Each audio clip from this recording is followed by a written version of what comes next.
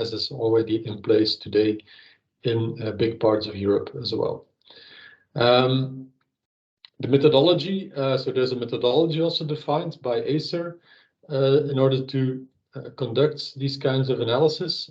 We started implementing this methodology, which also indeed mentions kind of an implementation trajectory over a few years. So we started implementing it in ERAA 2021, improving it the year after, and this year again. We'll also mention this during the slides that are being given, and some focus also in the beginning and at the end. Also for this edition, we added some additional improvements to evolve more and more to this full methodology implementation as described in this ACER document. And last but not least, of course, the goal of this report, of this study of all simulations we did, is to inform and support decision makers in taking their decisions, or in at least highlighting potential risks which merit or need further assessment, more detailed assessment on the national, on the regional level regarding adequacy. So on the next slide, as promised, a bit more information on the scope of the study. So on the picture on the left, you can see all countries that were modeled in detail, shown in blue through this analysis, which you can see is most of the European countries. Some countries at the outskirts, Ukraine, Morocco, Tunisia, I think, are not explicitly modeled, which means we don't model them in so much detail as all the other countries. But still, for those countries, as they are electrically connected to other countries that are modeled in detail, we still take into account the contribution, imports, exports of electricity provided through these countries to the countries in the blue part of Europe. Another thing to mention, which is new to this era, is that some additional energy islands, which are expected to energy islands or energy hubs, which are expected to come into service on the time horizon of this assessment, were also modeled explicitly, which is again an improvement compared to last year's analysis.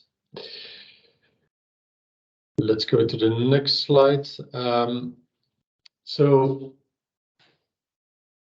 of course, more information, more details will come later on in this webinar. You'll see the numbers of the simulations that have been carried out. But I'd like to already provide you with a summary of the main results that we presented. Before doing that, I think it's important to clearly mention that the simulations that were carried out this year were limited to an energy-only market simulation, which is mainly important, of course, for the economic viability assessment, including, of course, all contracts that are already awarded through CRMs, through other mechanisms. So all capacities that have already gotten such contracts were, of course, forced to be kept available. But no new CRM auction results or any such thing of that kind were simulated, which means that in the end, the results show the picture taken into account already awarded contracts, and on top of that, the energy-only market in Europe. Whereas we know that in reality, indeed, several countries already have capacity remuneration mechanisms in place today, which plan to still organize yearly or 2 yearly or over several years new auctions to award new capacity contracts, which will of course have an impact on new investments, on closures, on mothballing of existing capacities, and therefore will of course adjust or adapt adequacy risks that finally would remain for Europe and for different countries in particular. That being said, if we first look at the short and midterm, I refer to time horizons up to 2028. So let's say the first half of the time horizon that has been looked at in the framework of this study. We see that especially for islands in Europe, specific small, rather isolated systems, we already see quite important adequacy risks arising. But also for other countries, Central, Northern Europe, adequacy risks might start appearing in this time horizon. And why do we see this? Because as a result of the different economic viability assessments that have been done, and again, more detail on this will follow later in this webinar, we still saw a risk of decommissioning of existing capacities. And also, we also didn't see a lot of major investments that could be expected on this time horizon, given the market situation we forecast or we expect. If we look more at the longer term, so at the end of the time horizons studied in this report, 2030, 2033, what we there see is that the situation in the islands has improved. However, more and more adequacy risks might appear for different countries at the center of Europe. And on the right-hand side of this slide, you can see a picture with some flags on it, but again, more details later.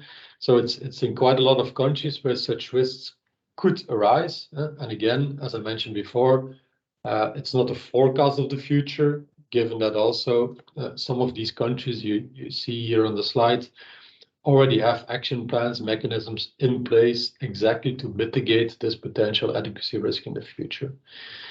But why do we see this risk? And they're more or less the same story compared to the first and the short and the midterm,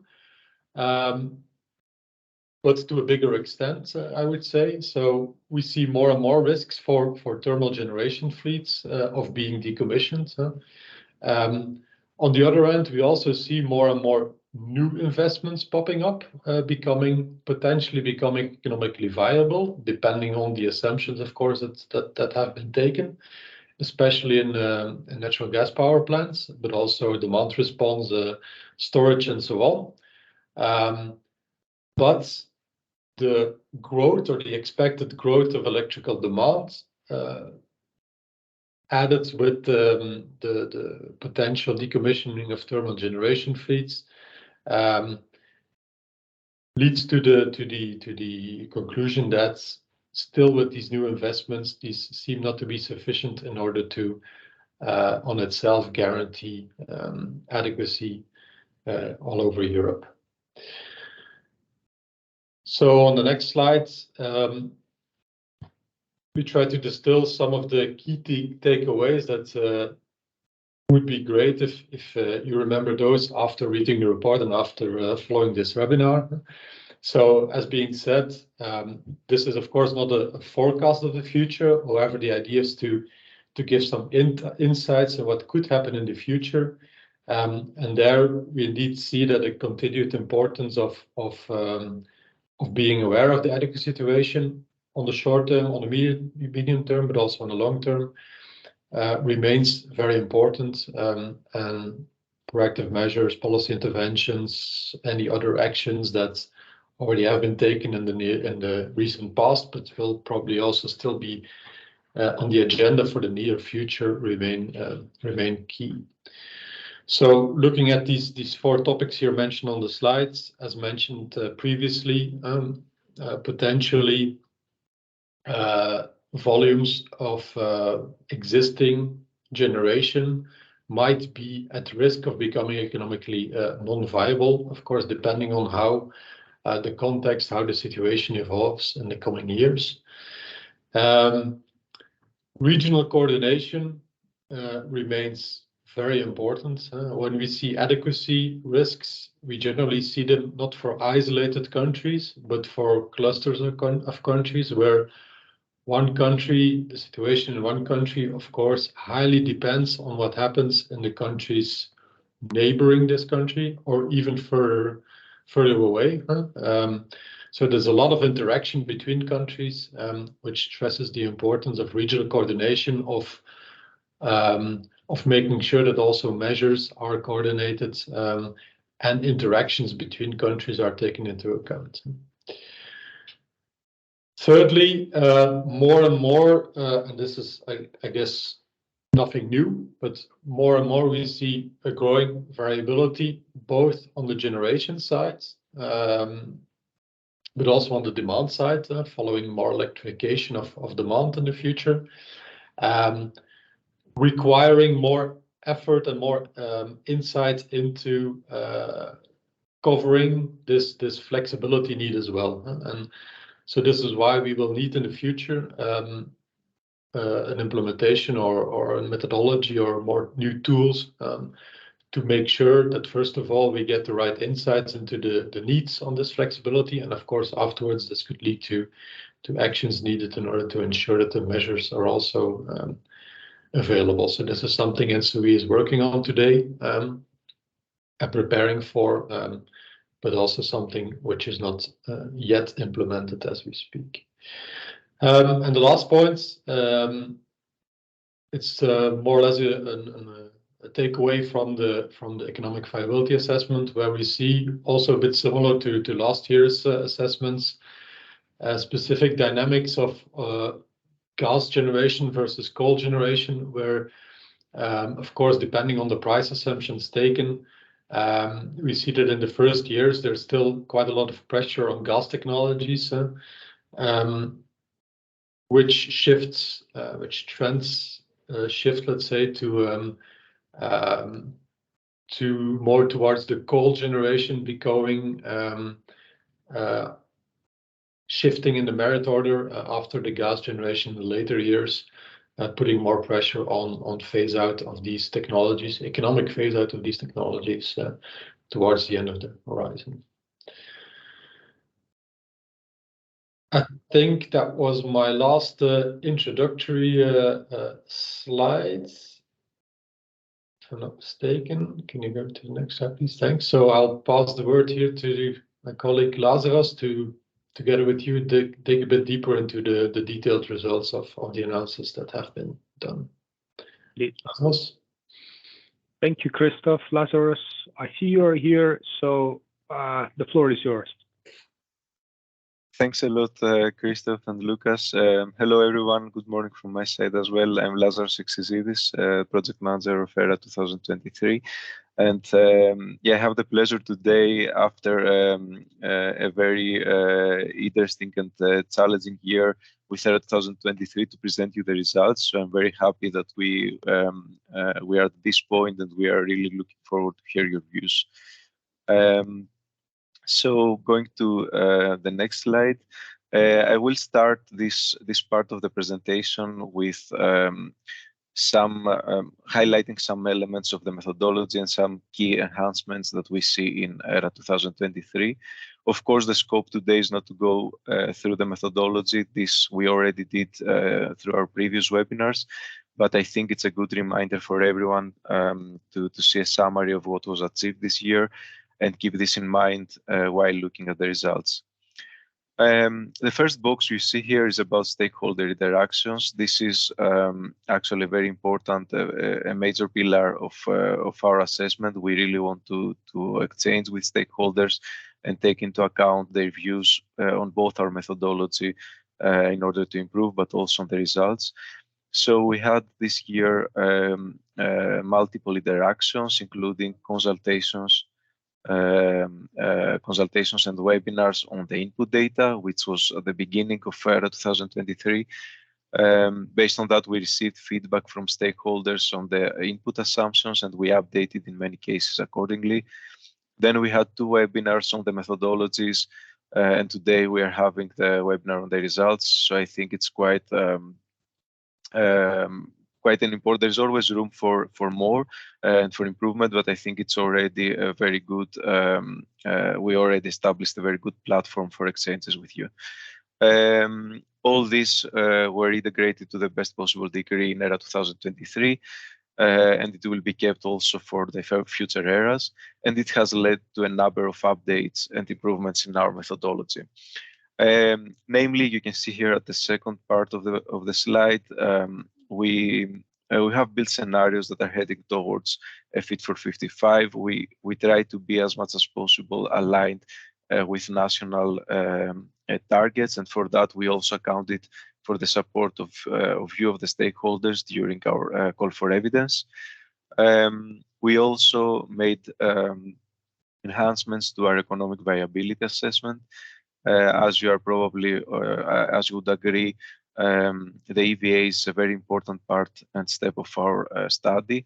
And this year we managed to have an economic viability assessment which runs on a multi-year approach, so multi-target year at a single optimization step. That's already an improvement. We integrated flow-based in the central scenarios that you see in our report.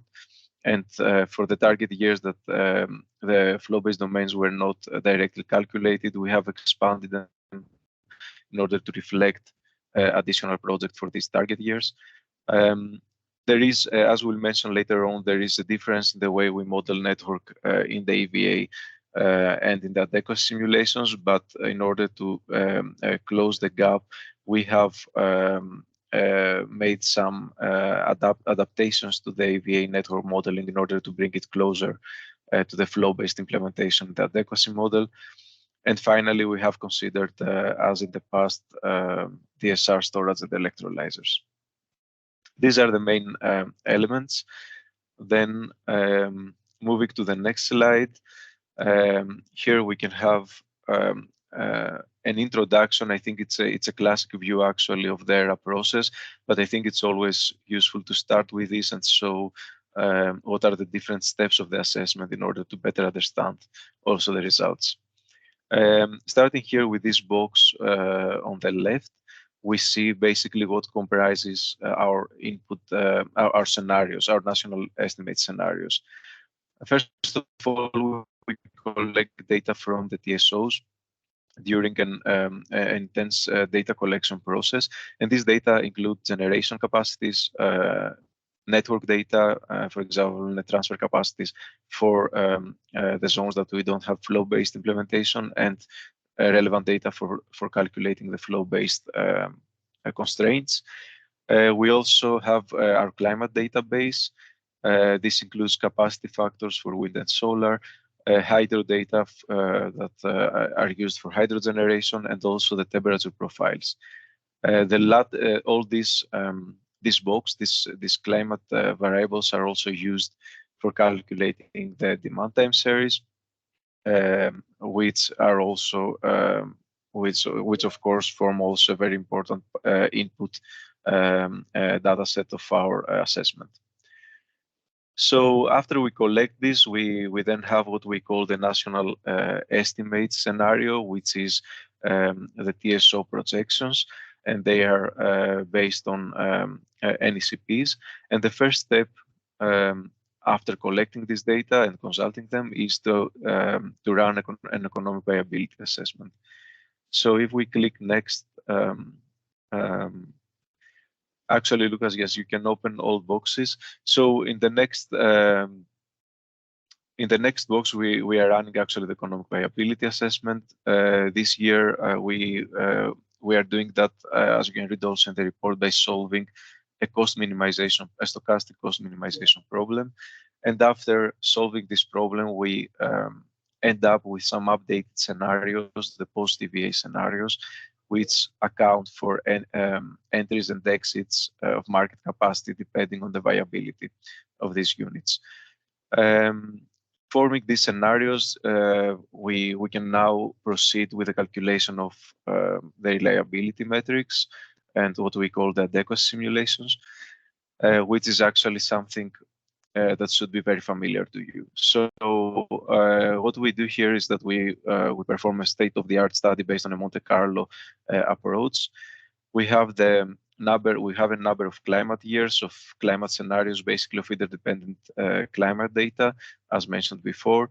This is combined with a number of random draws with respect to unplanned outages, so faults in the generation capacities. And the combination of these two leads to a number of what we call sample years. These are independent years where we run an economic dispatch optimization problem, and the solution of all these sample years will be used in order to calculate the adequacy metrics, which you can see in the next box. So the adequacy metrics we are using traditionally in ERAA and in most adequacy assessments of the kind is the loss of load expectation. This is the number of hours with energy not served over all the climate, the sample years that we are modeling. So it's the average of the loss of load hours for each of these years. And similarly, the expected energy not served is the average of the energy not served over all these sample years. So these are the two main metrics. Of course, loss of load expectation is the one we will be focusing in this presentation, since it's also what is being used currently in most of European countries as a reliability standard. Moving to the next slide. With this slide, I would like to give you the scope of ERAA 2023, which includes basically the main elements that you need to be aware before we look at the results. The first one to start with is the target years mentioned already by Christoph before. We have 4 target years assessing in ERAA 2023. These are 2025, 2028, 2030, and 2033. We ran an EVA step. I already explained and gave the main elements that comprise this step. Moving to the next box.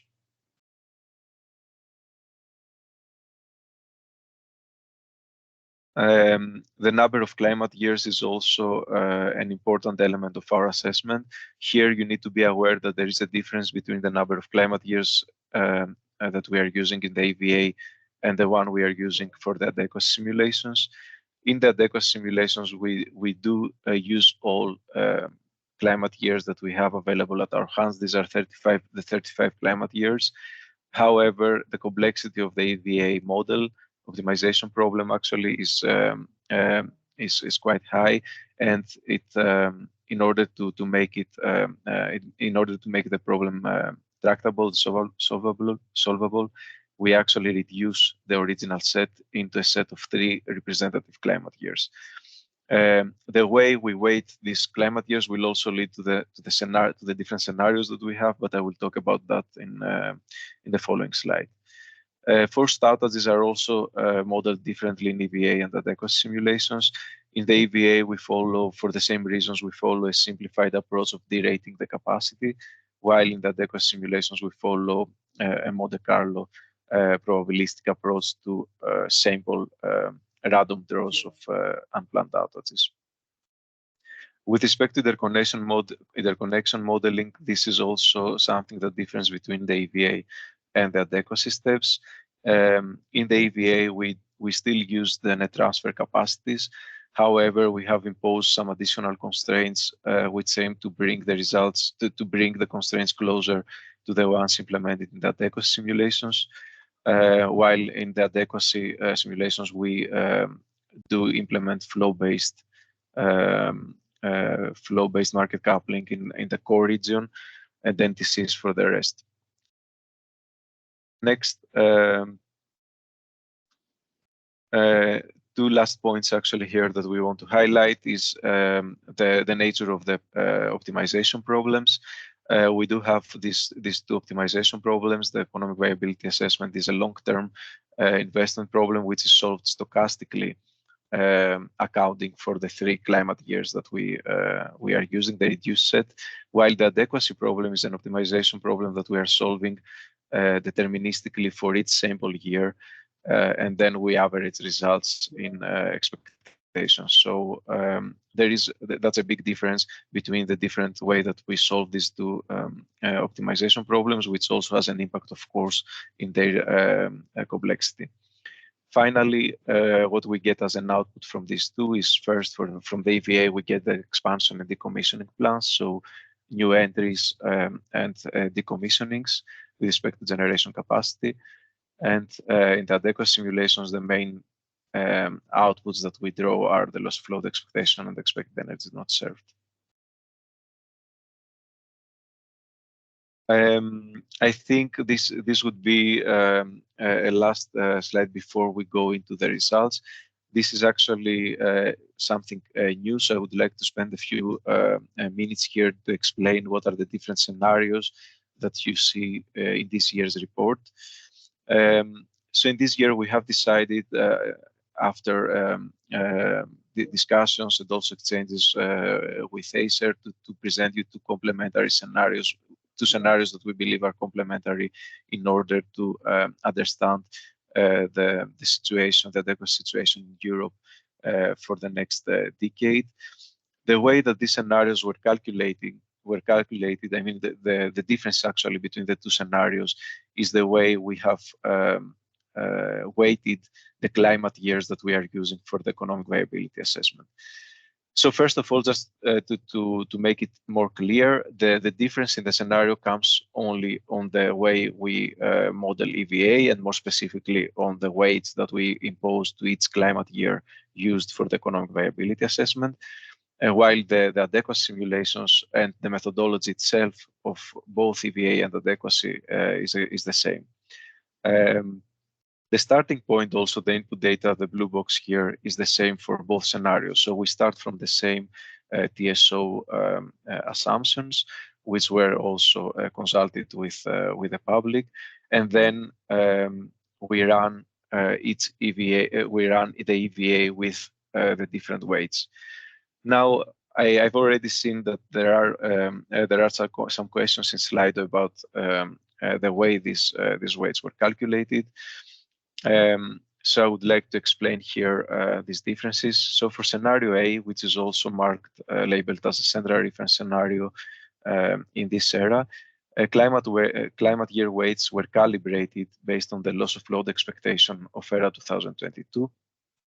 And the reason for doing that was actually to improve the consistency with respect to this metric between the EVA and the economic dispatch. So the goal there was to bring the two closer with respect to the loss of load expectation values. In scenario B, which is flagged here as a sensitivity, we actually use the same approach as we did in ERA 2022, which is basically using the climate year weights that are directly drawn by the clustering methodology itself. So we run a clustering methodology on the original set, we select the 3 climate years, and based on the size of the cluster represented by these 3 climate years, we calculate the weight. So this is essentially the same approach as we did in ERA 2022. The different set of weights, because we put a different weight actually on some extreme climate years, would lead to different reactions and different investments with respect to the price volatility, which also changes. So that's the main difference between the two scenarios in terms of results. Okay, I think that should be clear, but we can also discuss later on in the Q&A. But I would propose that we move now to the next slides, which are the outcomes of ERA 2023.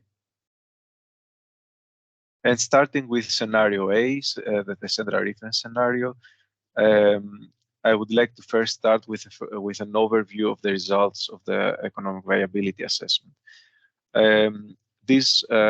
I hope that most of you had already the opportunity to dive into these results in our recent publication. We have detailed results per study zone there, but of course today, for the purpose of this presentation, we are showcasing here the aggregated results. And I would like to highlight some main elements. First of all, just to, as a context, the national estimate scenarios, the ones we are building based on TSO's input, start by existing units, but also by units that are in various planning and construction stages. So we have, of course, best estimates for new units that might be built based on the information of TSOs, but also based on NECPs. And this is the starting point of our assessment. Now, running the EVA for this scenario, we see that the biggest trend is that we have economic decommissionings throughout all target years. So we see considerable capacities being decommissioned in the system as a result of the economic viability assessment.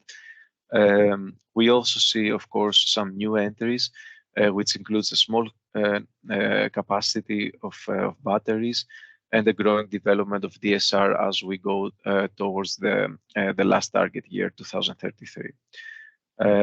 Of course, the biggest impact that we observe in the economic viability implementation is the impact on gas technologies, and this is summarized in the last box you can see here. First of all, we observe the highest decommissioning compared to other technologies, and you can see. I hope you can see also the numbers in this figure. Although it's quite small, but I can help you with that. So starting from 2025, we already see a net reduction in the total gas capacity of 29, almost 30 gigawatt, which also continues to be the balance continues to be negative till 2033. An important note here is that all these deltas, all these differences refer to the difference in this target year with respect to the national estimates scenario. So with respect to our initial assumptions based on the TSO's projections. We do have new entries in the system starting from 2028, and we also have certain units with life extension in some zones from 2025. While lastly, we also see mothballing in some cases in 2025, which of course decreases as years pass to zero by 2033. One of the reasons that we see, of course, gas technologies being mostly decommissioned instead of, for example, coal, higher actually than coal, is also the fact that with respect to coal capacities, big capacities that are decommissioned are already accounted on our national estimates assumptions. There are specific targets in NECPs and in the different countries to actually phase out these capacities. So in many cases, this is already reflected in the initial assumptions, and that's why we don't see so big capacities being decommissioned for coal after the EVA. So moving to the next slide, I believe it's easier now to understand the adequacy results for all target years if we keep in mind the results of the economic viability assessment. So these decommissionings that we see, of course, create some tight margins all around Europe with respect to adequacy results.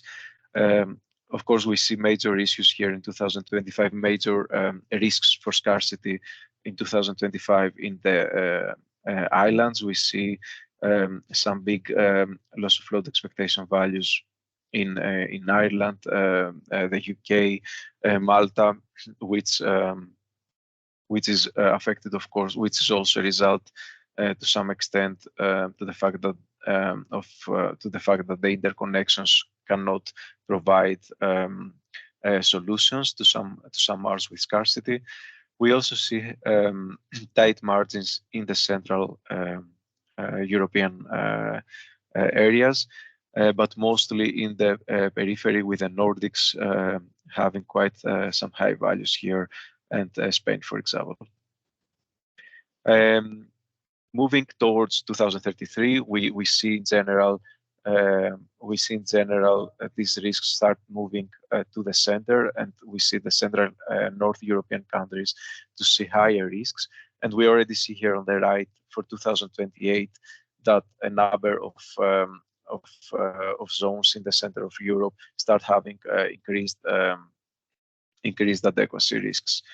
We see, for example, here France, Germany, Belgium to see an increase in their risks, while the situation in Ireland becomes better, and the situation for Spain remains still at risk. The situation gets even more tight as we move towards 2033. So if we open both slides here, we see the situation in 2033 being quite.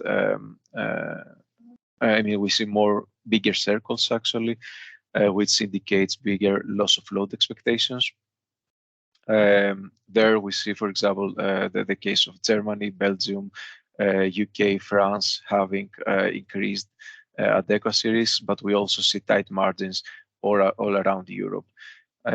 As we see the yellow parts indicate here and a loss of load expectation that is basically non-zero.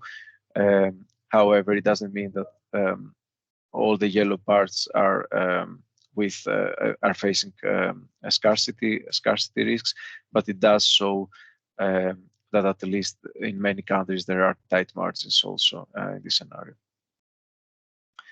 Moving to the next slide, we can start with scenario B, which is the scenario using the weights calculated by the clustering methodology as it was in ERA 2022. In this case, what we see actually is that we see more or less the similar trends. However, we have more capacities being decommissioned. The trend being again gas technologies being mostly affected by this. So we see more decommissionings there compared to the previous scenario.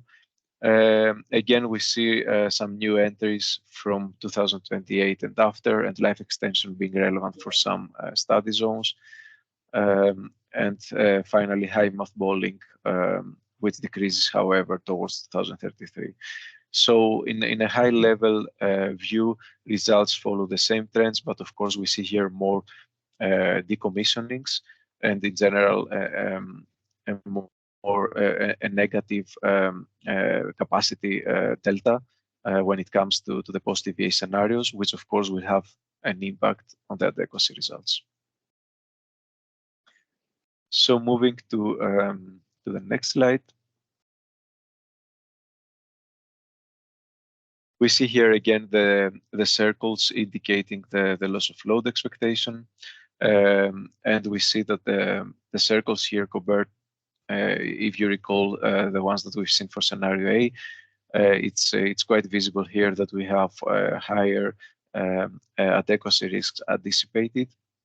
Looking at this scenario, again, the similar, I mean, the countries are impacted in the countries that are impacted are the same, but we see higher risk. For example, we already see in 2025 countries, the island countries, of course, being affected to a similar extent as we've seen before.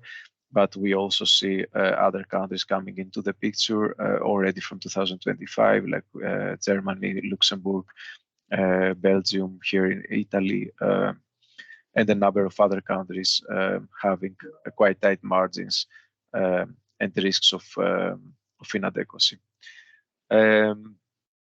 The trend throughout the target years is again the same. So we see an increasing trend of adequacy risks as we move towards 2033 in the central area, while in the periphery it becomes a bit better for some areas and especially for some islands. We do see, for example, in 2028, the adequacy risk increasing for a number of countries like France, Germany, Belgium, Spain, Italy, while for Ireland and the UK, situation looks a bit better. If we look at the Nordics, there we also observe an increase in the adequacy risks in almost all of the countries.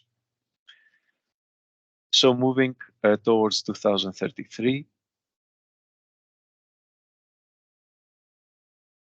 the trend continues being the same. So we have significant risks now in most of the European continent, mostly observed in Central and North Europe. Of course, the detailed results can be also observed in our publication. We do have there the results, and you can also consult the results of expected tendency not served. Here we see the loss of load expectation, and if we look at 2033, it's quite visible that in this scenario, countries would face some tight margins based on the assumptions that we have for this scenario in ERA 2023. So as a summary, this is actually the last slide discussing the results of ERA 2023 before going to the discussion. As a summary, we could say that, as Christoph mentioned earlier, that we do see some tight margins all around Europe. This is more visible in scenario B, and at the same time, we see the risks moving from the perimeter of EU to Central North, where it's indicative also what we see in this current slide, with major risks being identified in 2033 in this scenario. With this, I would like to give the floor back to Lucas, and I'm looking forward for the discussion afterwards. Thank you, Lazaros. Very, very, very insightful, of course, presentation of all the results. And I see also that there were quite a lot of the questions coming up in the slide already. I would like just to encourage you not to stop. And of course, if you have any additional questions, please do share them on Slido platform, as well as up for the other questions which you find interesting, because then we could also focus and address them first. Said that, Christoph, would you mind just to take the last part before the Q&A? Sure. So indeed, before going to the Q&A, maybe already some information, insights into what we're up to next for ERA 2024 in particular. I saw quite some questions already on this, so maybe I can already shed some light and partially at least answer some of those questions already in the next two slides. So in ERA 2024, as I've mentioned in the beginning, we are, since ERA 2021, implementing a new methodology, stepwise improving the assessment that's being done. So I would like to give you some highlights on what we expect, or at least will try to attack or to improve towards ERA 2024. Here on the slide, you can first of all see the important part of the economic viability assessment, which of course has an important impact on what we presented in this presentation and in the report. One of the remarks on this assessment in the past and still today is indeed how to ensure maximum consistency between the outcome of the simulations being done in the frame of the economic viability assessment and the one being done in the frame of the adequacy simulation itself, which leads to these reported lowly numbers. So there we intend for ERA 2024 to work on a further alignment of these two by through different ways. First of all, of course, enhancing this climate year selection process, weighting process, in order to ensure even more consistency between the two analysis. Also moving towards also flow-based like implementation for the economic viability assessment, if this would indeed prove feasible. And we'll also investigate other ways in order trying to ensure this maximum consistency between the two investigations. On flow-based market coupling itself, for this report, we already included flow-based analysis and the adequacy simulations for the core region. We'll further work for ERA 2024 also to include the Nordics, include the Nordic region through a flow-based market coupling. On local matching curtailment sharing, this meanwhile has been robustly implemented in the analysis, so that's will of course still be used in the future. And last but not least, I already saw some questions on that as well, on the climate change impact. We all know climate is changing, is evolving. Up to now and since ERA 2022, we used a detrended version of the existing Pan-European climatic database, which is still based on historical climate years, detrended, but this of course still isn't ideal, especially for the years at the end of the time horizon. And there we will implement for ERA 2024 a new version of the Pan-European climatic database, which intends to take into account on a deeper level the effects of climate change on these generation profiles for wind, for solar, but also of course on temperatures, with an important effect on European demand. Then maybe on the next slides, short state of play where we are today for ERA 2024 already. So ERA 2024 will also focus on the target years that are mentioned here on the side, so 26, 28, 2030, and 2035, to cover to maximum extent possible the whole time horizon. The data collection of the initial input data is currently ongoing and is handled through the TSOs. So the TSOs are asked to provide the information in line with the ambitions, the national energy and climate plans, and so on of their relevant member states. And then also, as was the case for this year's ERA, we intend to organize a call for evidence after publishing the initial data set as is being collected currently. After publishing that, we organize a call for evidence for the public in order to provide concrete additional data, different data on these assumptions for the coming years for the different countries, in order to, if relevant, if possible, and if agreed to still adapt these collected information sets before we start with the actual simulations for ERA 2024. It was a high-level overview. I guess, Lucas, you'll take over now to guide us through the Q&A. Indeed. Thank you very much, Christoph, and Lazarus as well. Very insightful and complete presentation today. However, we also received a few questions already, so let's jump on and try to answer those. I still see that we have around 30 minutes of time remaining, so we would try to utilize that to the best extent and answer as many questions as possible. So before I really touch the point on the questions, in case someone still doesn't have an access to the Slido, maybe you joined late, or you just didn't catch the code, or you didn't see the link in the chat, feel free to connect now to Slido platform using the code here you see on the screen. Add your questions if they're still not added up for the other questions as well. Do everything what you want to interact with us now.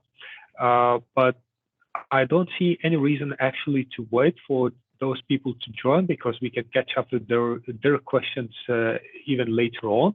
While now we already have a few questions which are upvoted quite a lot. So I would suggest just to start with those already. And at least what I see on my screen as the most upvoted question is from Paolo Mastropietro.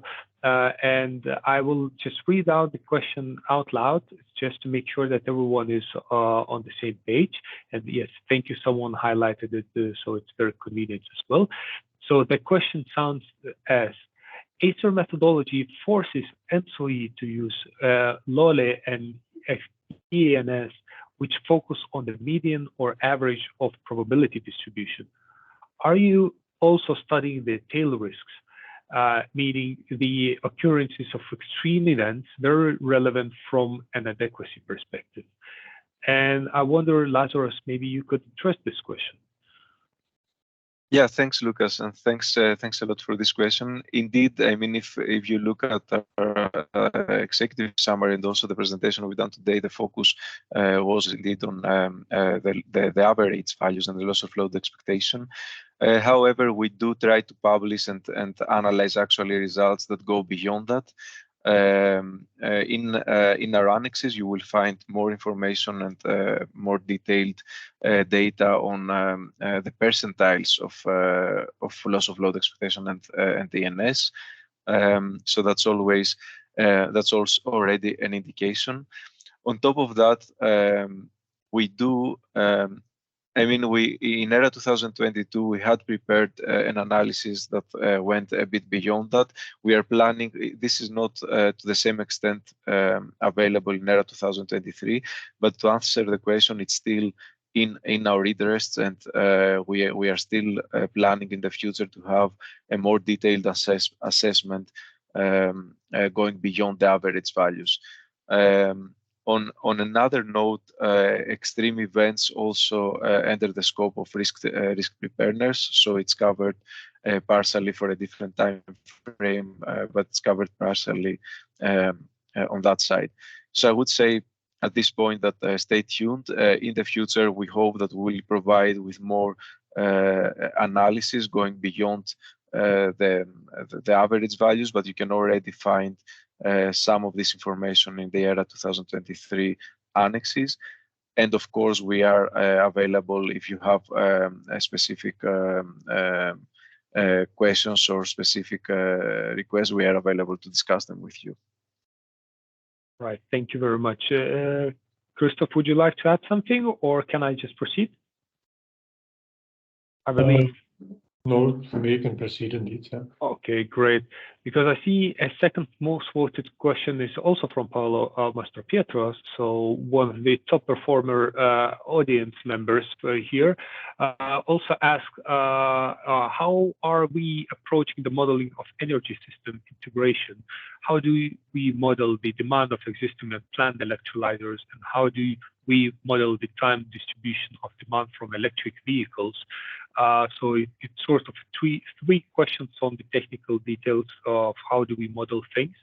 Lazarus, would you be able to maybe shortly address this question, just to leave also more time for the other questions? Yeah, I mean, I see that it's quite an interesting question for the audience, and but I'm afraid I will have to disappoint you. At this point, it goes more into the methodology, so I would I would consider this a question that we cannot really answer at this moment. We will have additional workshops in the coming months, which are focusing on the methodology and the improvements we are planning to do. So I would encourage you, Paolo, and all the people that are interested to read our reports to understand, because most of these elements are also explained in the reports, and then also join our future webinars focusing on the methodology. Sorry for that. I hope we will be able in the future to have a discussion on this in the correct context. Thank you, Lazarus. Then, so the key takeaway: more details are added in our report, and also look forward for our future public webinars on the methodologies of ERA 2024, where we can also dedicate even more time on these technical questions. Moving on, then, I see a question from George Thomason. I hope I pronounced it well, but the question nevertheless sounds like this: is the extreme results in Ireland really based on market fundamentals, or is this simply a modeling artifact based on the inconsistencies between EVA and ED simulations? I'm just actually looking now at you both, Christoph and Lazarus. Yeah, I can take that question. Okay. So maybe important to remind is so of course for these first years where you mainly see this risk for islands and Ireland in particular popping up in 2025, 2028.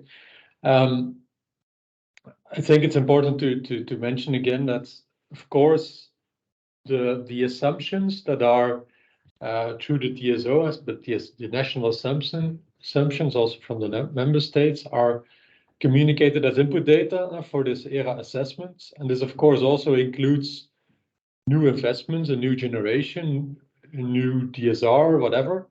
And this is, of course, taken into account. In these first years, the EVA that we run in the framework of the ERA does not allow for new investments, for example, in gas units, for example, to cover for adequacy risks. And why is this the case? Because simply, if you look at 2025, but even at 2028, if these projects aren't initiated yet in those countries by project developers and so on, of course, time is too short to start a new project, to build a new power plant. I think that's quite obvious. This also means that if we look at later time horizons, there indeed, for example, for Ireland, we see more investments popping up, potentially popping up, so more and more revenues for these kinds of generation units, mitigating this adequacy risk if indeed in practice these investments would be launched. So to summarize, I would say these adequacy risk, these results we see for the first year, they are of course mainly driven by the assumptions that are communicated by member state, by TSO of the relevant regions, and driven by those assumptions. So I don't know. I hope that's an answer to the question. All right. Thank you, Christoph. And George, if you would have a follow-up question, of course, on this question, feel free to add this in the chat. I also saw a question linked to,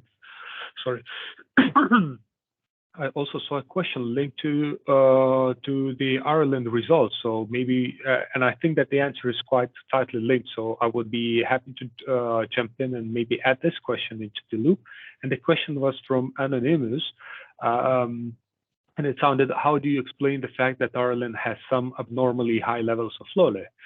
For example, 372 hours of LOLE in 2025. One would expect that investors would find it economic to build new plants.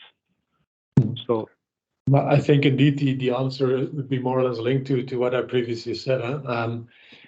I would assume I can't give more insight, I'm afraid, into exact explanation why we end up with these 372 hours, but indeed one would expect that investors would find it economical to build a new plant. But of course, if you look at 2025, this means this investment should already have been launched.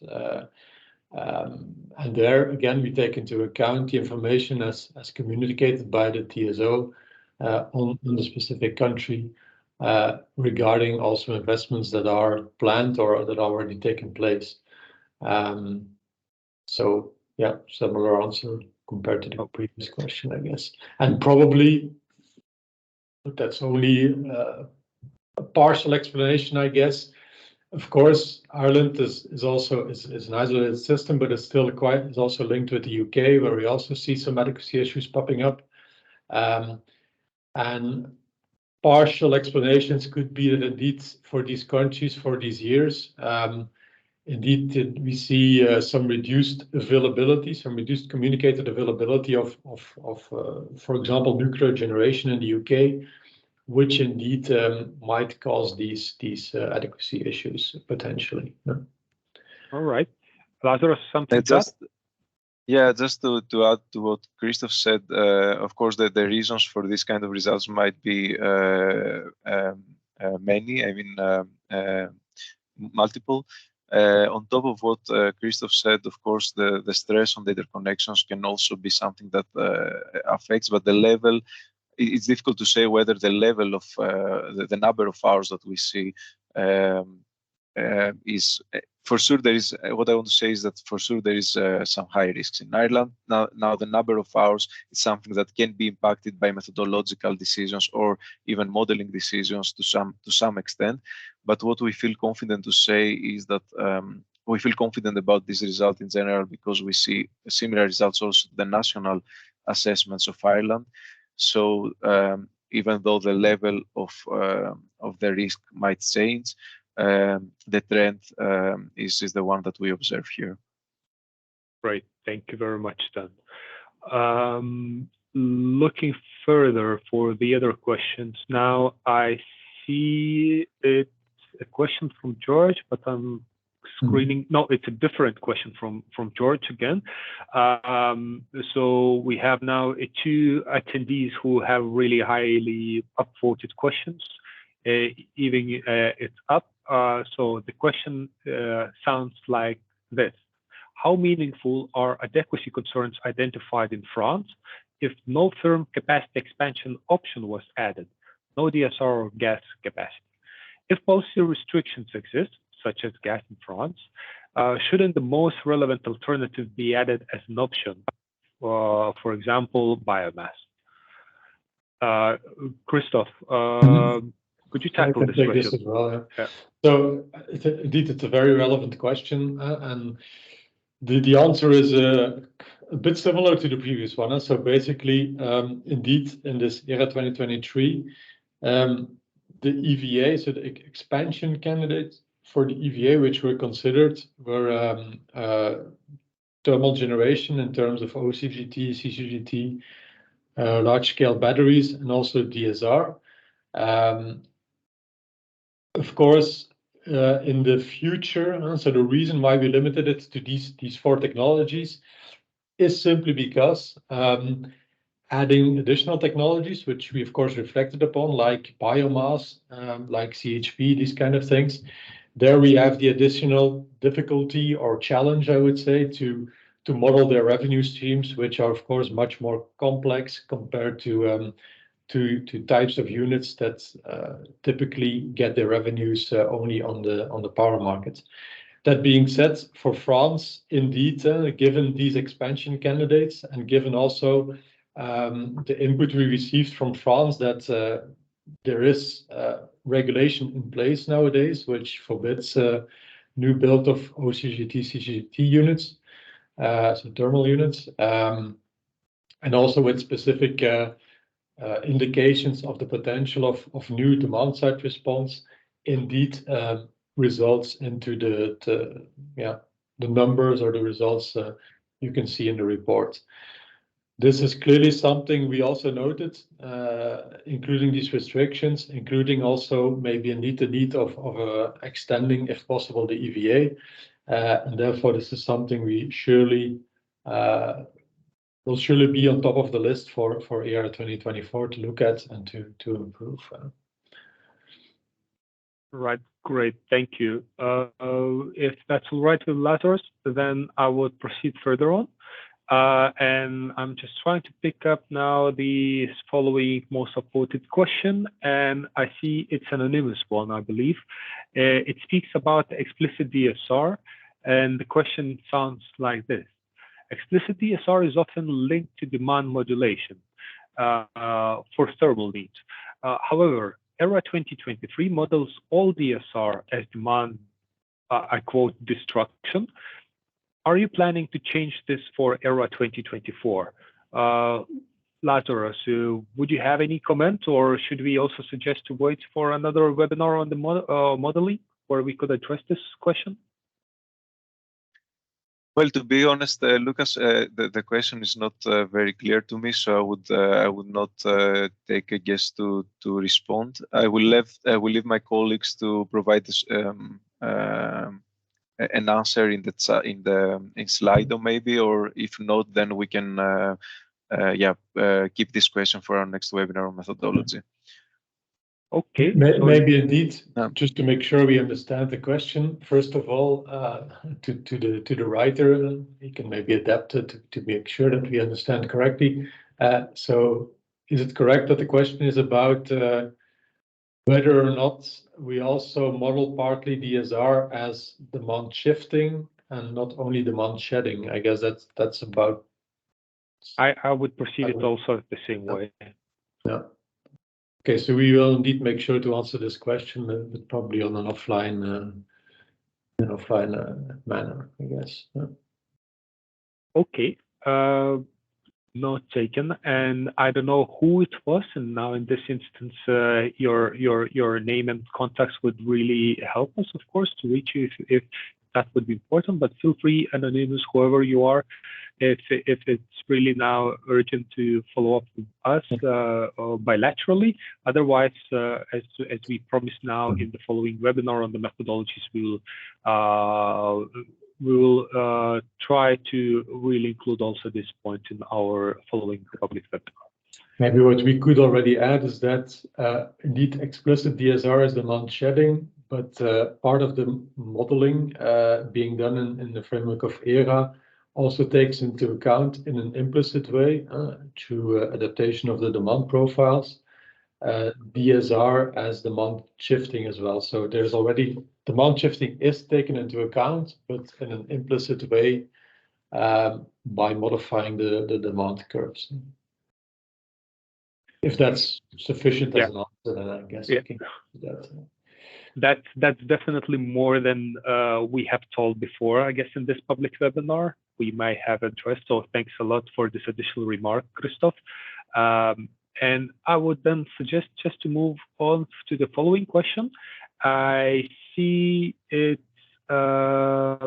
now from Ramirez, and the question sounds following.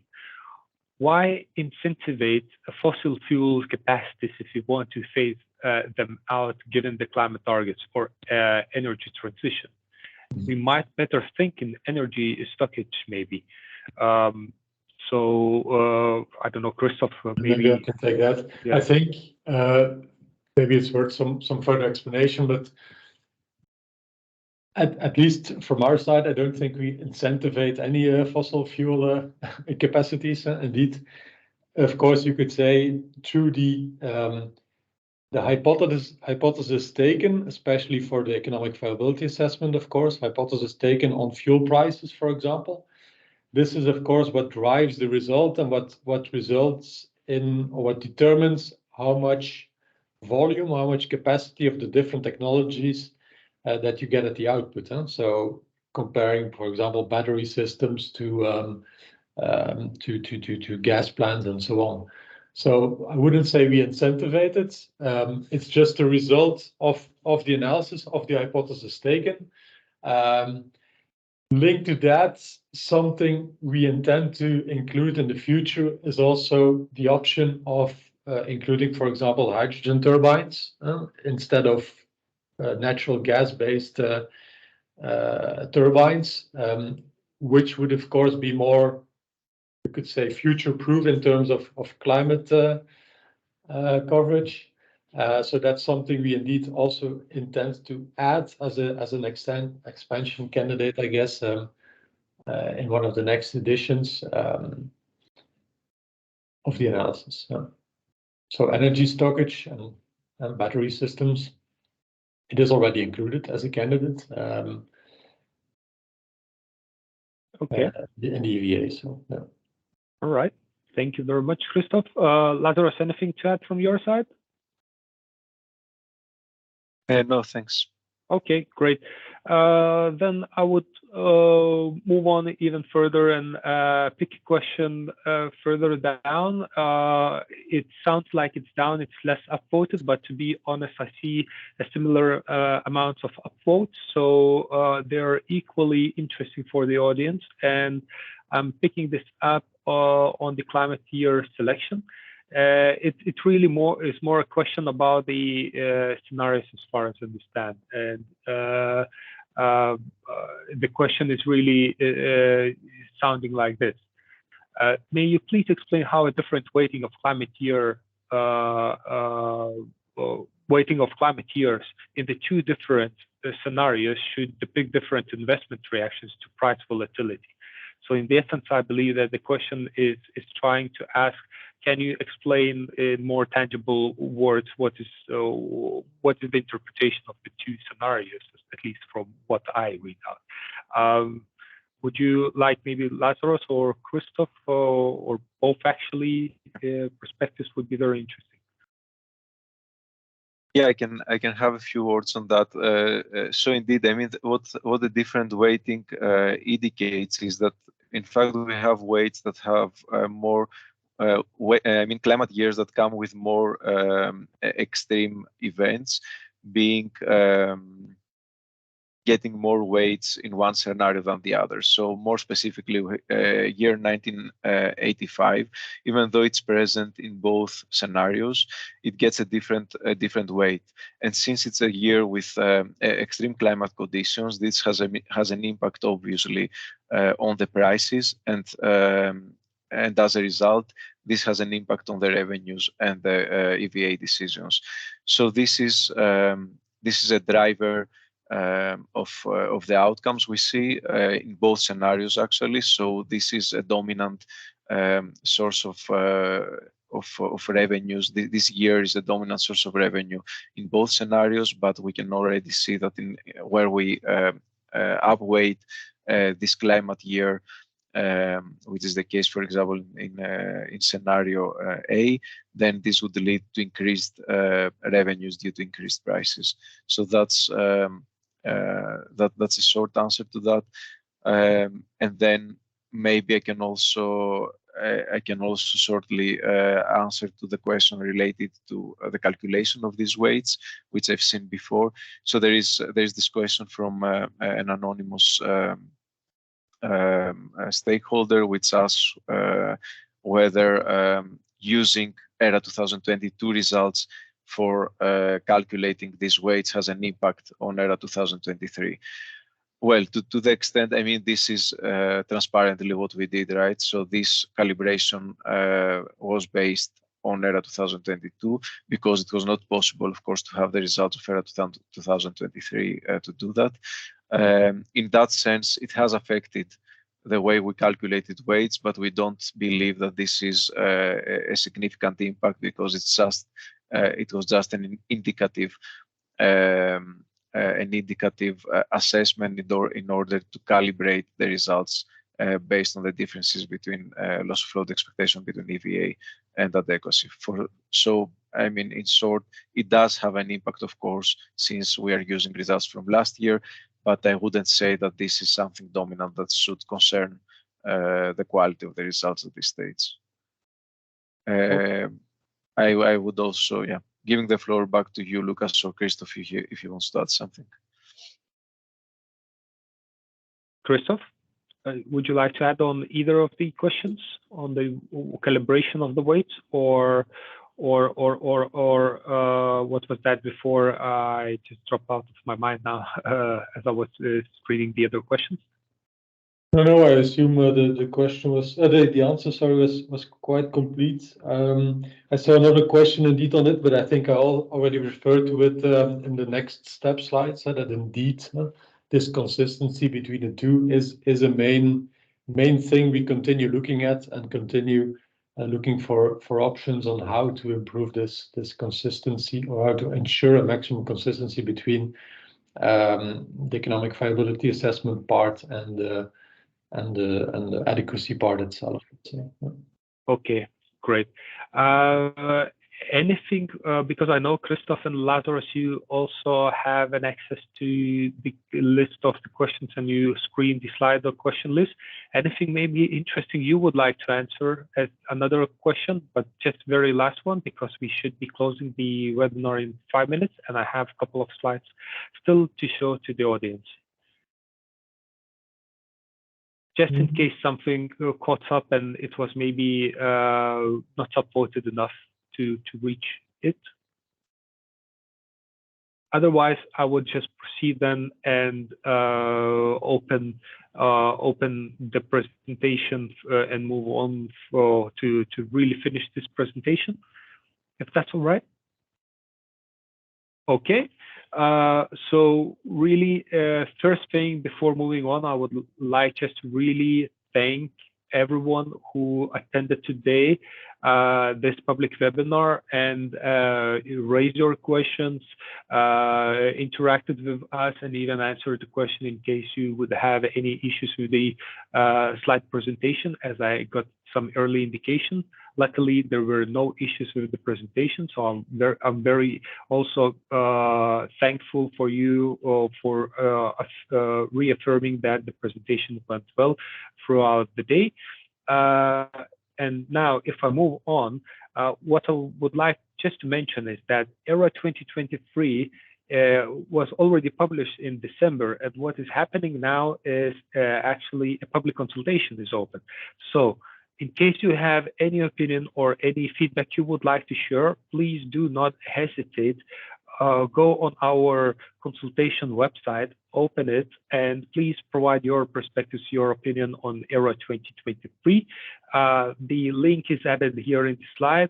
Slides will be also published. Otherwise, I'm pretty sure you can Google it out yourself as well, or simply go to ENTSO-E website and go to ongoing consultation sections to find the link.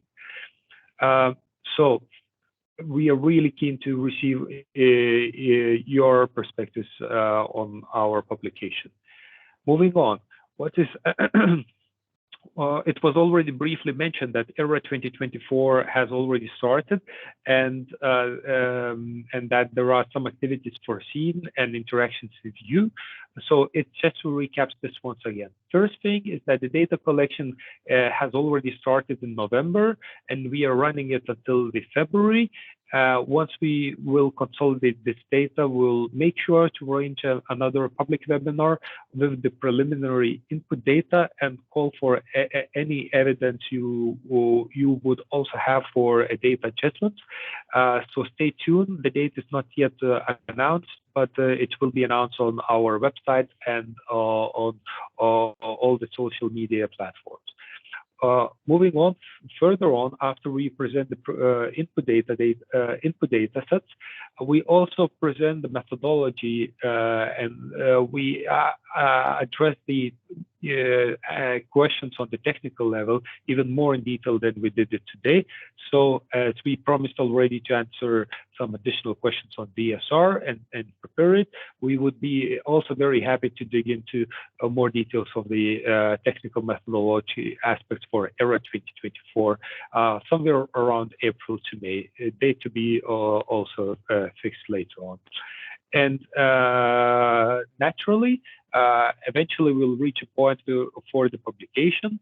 It will be around November 2024, after which we will also arrange a public webinar with the ERA 2024 results, equivalent to the public webinar you're attending just today, and after which a public consultation will be also open for your opinions and perspectives.